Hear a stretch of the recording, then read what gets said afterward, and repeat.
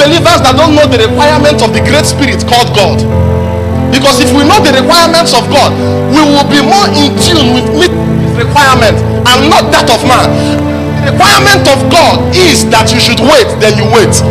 Because it was in the requirement that Saul failed and he had to be put to test again, for them to see if this guy is still maintaining the posture we saw in him. Are you getting what I'm saying? And so 400 prophets came to prophesy, and they began to say that, go king, go to battle. They prophesied to Ahab. They said to him, you will definitely win.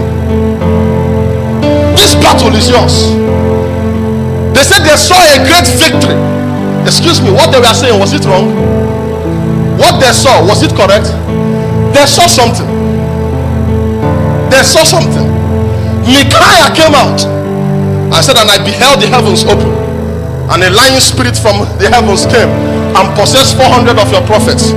So what they speak not of themselves. But if you go to this battle, you will fail. You will die in this battlefront. Was Micaiah correct?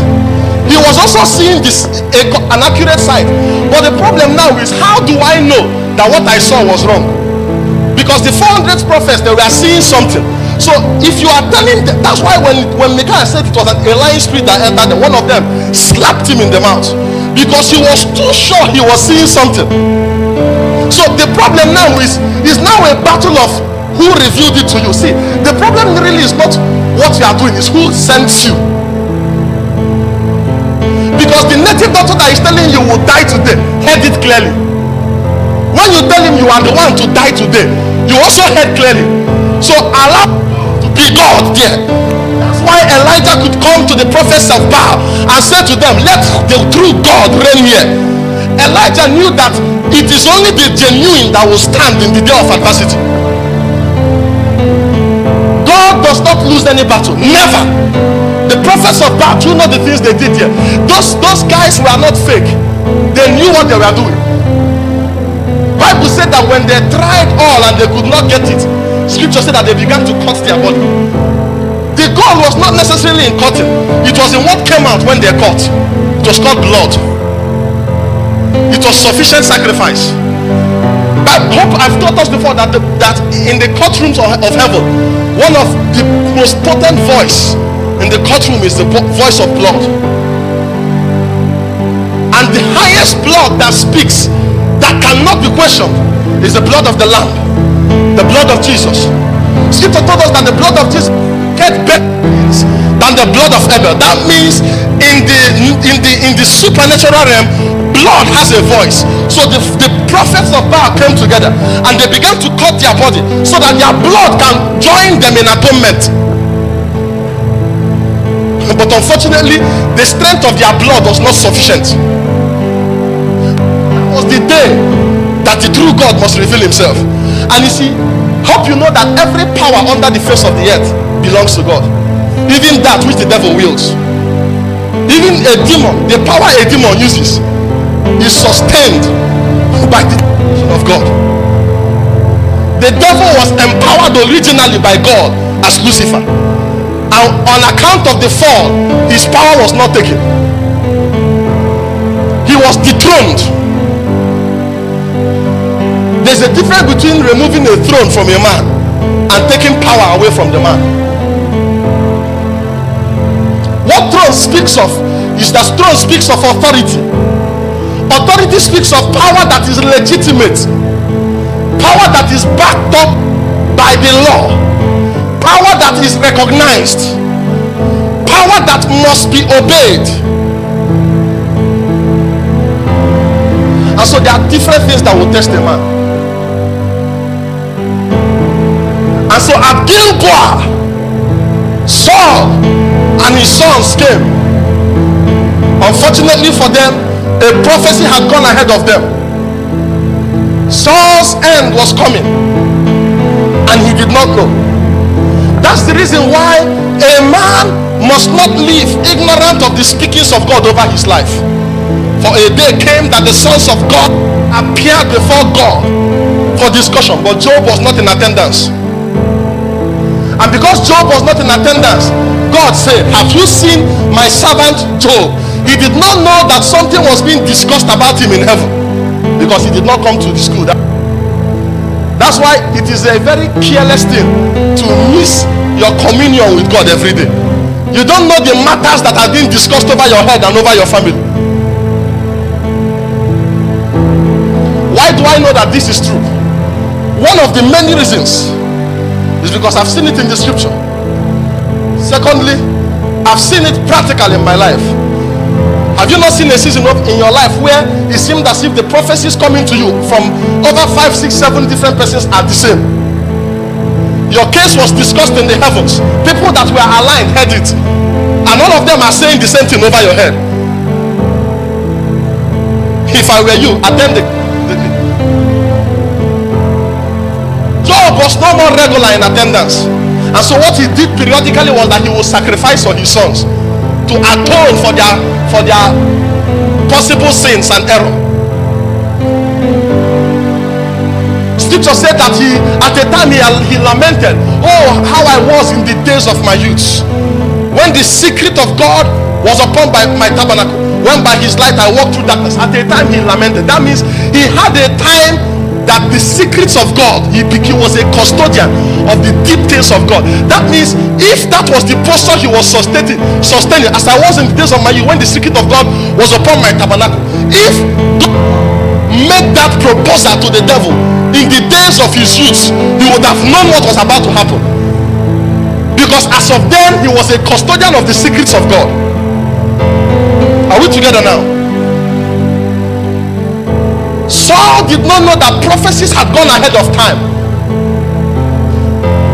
The first prophecy that came on him was when God said, why are you still weeping over Saul, seeing that I have rejected him from being king over Israel? And Samuel, arise, fill thine horn with oil,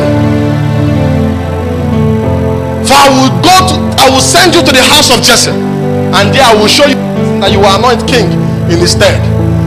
A man was in the office of a king. 1 Samuel 16. A man was in the throne. Is it 16 verse 1? He was on the throne, but he did not know that he had been rejected. And you see, this was the same thing that happened to the devil. He had been rejected, but the devil knew. He had been rejected, yet he was a king. So the oil of God had left his life and was now on the life of David. That's the first implication, that if I were him, actually, from that day I will not go to battle anymore. Because you know that it is a risk to walk into the battlefront without the assistance of the Spirit of God. It's a risk. A great risk that you must not take. Because you don't have any point to prove to men. You will die a shameless, and you will die the death of a chicken. You don't have any points to prove to men. If you are not strong, don't fight.